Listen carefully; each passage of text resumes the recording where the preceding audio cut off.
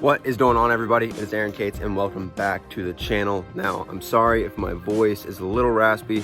I've been sick this whole last week, so I apologize for that. But today, as you guys can see, we have the new rear bumper in. You guys can see the old bumper on the truck. Now, not only is it spray painted black, but there is also a very big dent on the driver's side. And that is a lot of the reason behind replacing it, because as you guys know, I was able to strip all the spray paint off my front bumper on the truck and make it back to normal chrome where you'd never even know it was spray painted before. And I could have easily done that with the rear bumper, but sadly there is a very large dent in the rear bumper from getting rear-ended, and so we just went with this rear bumper here. Just redo the whole thing. So let's get into unboxing this. As you guys can see, I've already unboxed it. I had to check it when FedEx dropped it off to make sure there was no dents or anything like that in the actual chrome. Anything that could be wrong with the plastics, I could fix. Not too worried about that. I have the plastics on my old bumper and they're not damaged whatsoever, so I was mainly worried about the chrome. So I went through and checked and made sure all brackets are in here. These are all the bumper brackets that you might need to mount this bumper up. But you guys know what comes in that. There's just the hardware bolts and everything, and then the actual bumper itself. Now, the one thing I did notice just looking at this is, one, that it is very heavy, and two, that it's possibly scratched now. Okay, now the one thing I did notice is that this plastic piece right here is not mounted. This little hole right here, and I looked at my stock bumper and there's a plastic like rivet type deal that just goes in there. This bumper will be linked down in the description below, what bumper I got and everything. Besides the broken plastic pieces, that's the only thing I've noticed that could be wrong with it. Like I said, I haven't gone through the entire thing. I just checked the chrome. Let's get into taking the old bumper off.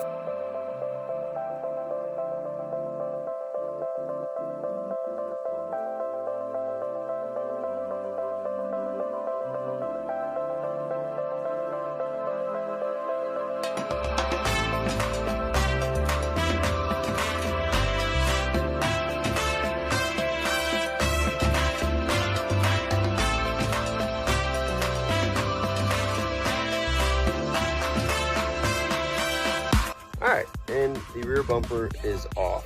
Man, I wish I would just roll pan it, but being that I have a body lift, roll panning and still leaving the trailer receiver hitch there, it's kind of a hard thing to do, so it would look dumb with a roll pan and the hitch still there. So that's why I'm going with another bumper. But I would much rather roll pan it. I think roll pans look so clean, but I would still like to be able to tow a trailer with this truck, because I mean, it's a truck, it's kind of what you have it for. So I'm gonna clean up all this wiring and everything. Not gonna bore you with that, and then putting the new bumper on. If you guys were watching at the end of that, it really depends on if I put that in the time lapse or not, but my rear bumper has an LED strip on it for a tag light, my old one, and the long wire going to the tag lights and everything, that's exactly what that was. I don't know if I'm gonna put that in or not for you guys to see, but now that I'm saying this, I probably will. But I didn't want you guys to be like, what the hell is all that random wire for? That's what it's for. All right, everybody, wiring is all cleaned up on the back of the truck. We got everything situated, cleaned up, and ready to go for the new bumper. Now, the way that I have this bumper bracket set up for the 3-inch body lift, if you guys have been a part of the channel for more than just the last couple weeks, I know we've gotten a lot of new subscribers here lately, but about close to 8 months ago, when Daytona Truck Meet was coming up, I kind of fabbed up my own bumper brackets to remount the bumper 3 inches higher so you couldn't tell I had a body lift, and I'll show you what those look like. So they're just a piece of, I think it's about 6 or 7 inch steel. There's 2 bolts that are welded into the steel itself. They thread down right here. And then there's 2 holes drilled in that the bolts come through right here. And all that does is move the old location from here about 3 inches up. As you can see, this bottom bolt is right here and it goes up to about right here. It's about close to 3 inches. I mean, it's not perfect, but it does what I need it to do and makes up for that big bumper gap that you would have if I didn't do this and just left the bumper where it was. And then these are just some pieces of steel tubing that I cut for the bumper spacers because, like I said, guys, put a 3-inch body lift on this. If you guys haven't watched the body lift, any type of videos for that, I screwed up buying this body lift, bought it used, missed out on some parts, so I had to make some of my own. If you're going to buy a lift, buy it brand new. It's a lot easier, a lot less hassle. So let's get this new bumper on.